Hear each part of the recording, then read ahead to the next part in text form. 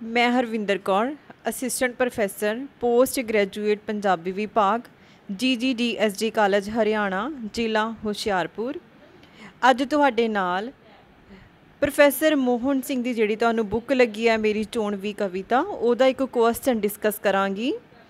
Professor Mohan Singh नूं एक प्रगतिवादी कवि के तौर उत्ते परखो जां इसनूं इस तरीके नाल भी पुछा जा सकदा आ प्रोफैसर मोहन सिंह की कविता विच मिलदी प्रगतिवादी विचारधारा का लेखा जोखा पेश करो जां इस तरह पूछा जा सकता है प्रगतिवाद मोहन सिंह काव्य का उगड़वा प्रतख बिंदु किवें है, इस चर्चा करो। इस आंसर है प्रगतिवाद का जन्म 1934 ईस्वी नूं पैरिस विच होया मन्निया जाता है, जिथे विश्व के क्रांतिकारी लेखिका मैक्सिस गोरकी, E.F. फ्रॉस्टर, आर्मा अरोला, टॉमस्टोन आदि वर्गे ਸਾਹਿਤਕਾਰਾਂ की एक सांझी बैठक हुई। इन्हां लेखकों की बैठक विच प्रगतिशील लेखक संघ की स्थापना की गई। असल विच प्रगतिवाद का आधार मार्क्सवादी दर्शन है। दुबंध आत्मिक भौतिकवाद मार्क्सवाद का आधार भी इसनूं ही मन्निया जा सकता है। सो असी ये भी कह सकते हाँ कि राजनीति के खेतर विच जिसनूं समाजवाद कहा जाता है, ਸਾਹਿਤ के खेतर विच उसनूं प्रगतिवाद कहा जाता है। भारत विच प्रगतिवादी लहर नूं अगे चलाउण वाले प्रमुख ਸਾਹਿਤਕਾਰ मुल्क राज आनंद अते सैयद जाहिर हन। पंजाबी कविता मोढी कवियां विचों मन्निया जाता है। उन्होंने मार्क्सवादी ते समाजवादी प्रबंध स्थापित करने लई प्रगतिवादी लहर का समर्थन किया।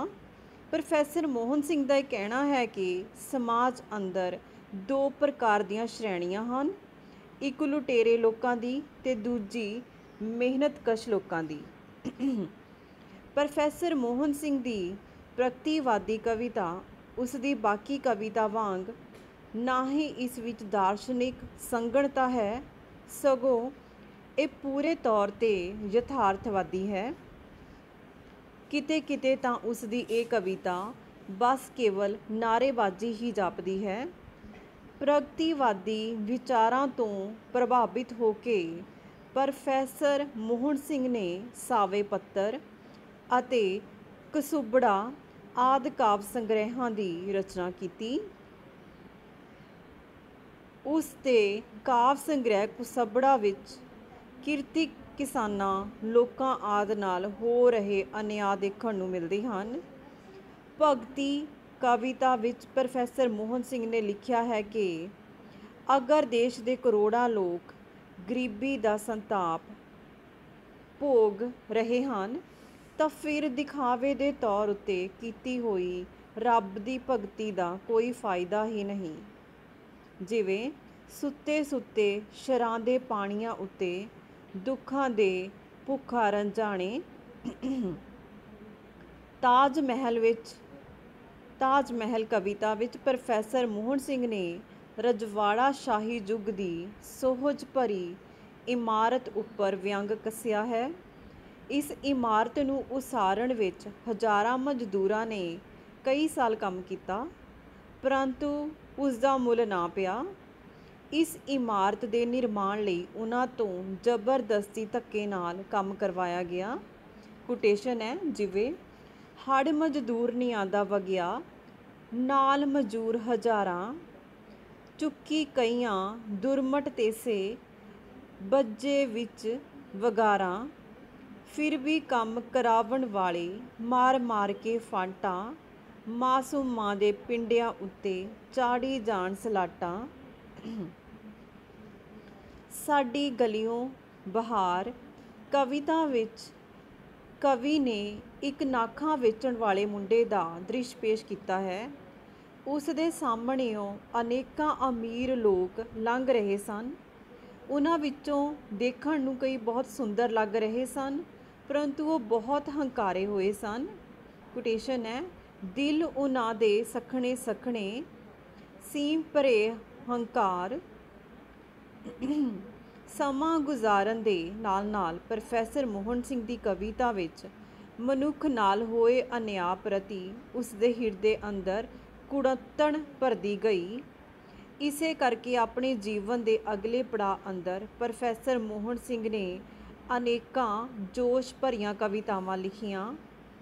ਪਸ਼ੂ ਅਤੇ ਨਿੱਕਾ ਰੱਬ ਆਦਿ ਉਸ ਦੀਆਂ ਕਵਿਤਾਵਾਂ ਇਸੇ ਤਰ੍ਹਾਂ ਦੇ ਵਿਚਾਰਾਂ ਦੀਆਂ ਧਾਰਨੀ ਹਨ।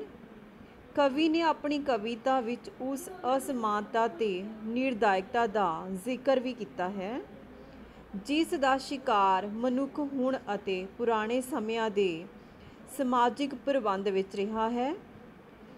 ਤ੍ਰਿਸ਼ੂਲ ਕਵਿਤਾ ਵਿੱਚ ਕਵੀ ਨੇ ਅਜਿਹੇ ਵਿਚਾਰਾਂ ਦੀ ਪੇਸ਼ਕਾਰੀ ਕੀਤੀ ਹੈ। ਕੋਟੇਸ਼ਨ ਹੈ, ਚੰਗੀ ਭਲੀ ਉਪਜਾਉਣ ਧਰਤੀ, ਸੰਡਿਆ ਕੀਤੀ ਸੁੰਡ ਉਜਾੜ, ਅਤੇ ਭੋਏ ਸੰਮਤੀ ਫਿਰਦੇ, ਖਲਕਤ ਕੀਤੀ ਤੁੰਡ ਉਜਾੜ। ਜਦੋਂ ਜਬਰਦੇ ਸ਼ੋਲੇ ਭੜਕੇ, ਅੱਗ ਹੋਈ ਪ੍ਰਚੰਡ ਉਜਾੜ। ਕੱਚ ਸੱਚ ਅਤੇ ਆਵਾਜ਼ ਕਾਵਿ ਸੰਗ੍ਰਹਿ ਵਿੱਚ ਪ੍ਰਗਤੀਵਾਦੀ ਵਿਚਾਰਧਾਰਾ ਦੇ ਸਭ ਤੋਂ ਵੱਧ ਨਮੂਨੇ ਦੇਖਣ ਨੂੰ ਮਿਲਦੇ ਹਨ। ਆਪਣੇ ਇਸ ਸਮੇਂ ਦੌਰਾਨ ਕਵੀ ਨੇ ਪੰਜਾਬੀ ਵਿੱਚ ਪੂੰਜੀਵਾਦੀ ਭਾਰਤੀ ਸਾਮਰਾਜ ਦੀ ਚਰਚਾ ਕੀਤੀ। ਇਸ ਪੜਾਅ ਤੱਕ ਪਹੁੰਚਦਿਆਂ ਉਹ ਪੂਰੇ ਸਮਾਜ ਦੀ ਵੰਡ ਦੋ ਸ਼੍ਰੇਣੀਆਂ ਵਿੱਚ ਕਰਦਾ ਹੈ, ਇੱਕ ਲੁੱਟਣ ਵਾਲੇ ਲੋਕਾਂ ਦੀ ਅਤੇ ਦੂਜੀ ਲੁੱਟਣ ਵਾਲੇ ਲੋਕਾਂ ਦੀ। ਪਰ ਉਸ ਦਾ ਵਿਸ਼ਵਾਸ ਹੈ ਕਿ ਕਿਰਤੀ ਕਿਸਾਨ ਮੱਧ ਸ਼੍ਰੇਣੀ ਵਾਲੇ ਲੋਕ ਇਕੱਠੇ ਹੋ ਕੇ ਇੱਕ ਦਿਨ ਜ਼ਰੂਰ ਕ੍ਰਾਂਤੀ ਲਿਆਉਣਗੇ। ਇੱਕ ਅਜਿਹੇ ਸਾਮਰਾਜ ਦੀ ਸਥਾਪਨਾ ਕੀਤੀ ਜਾਵੇਗੀ ਜਿਸ ਅੰਦਰ ਹਰ ਇੱਕ ਮਨੁੱਖ ਨੂੰ ਇਨਸਾਫ ਮਿਲੇਗਾ।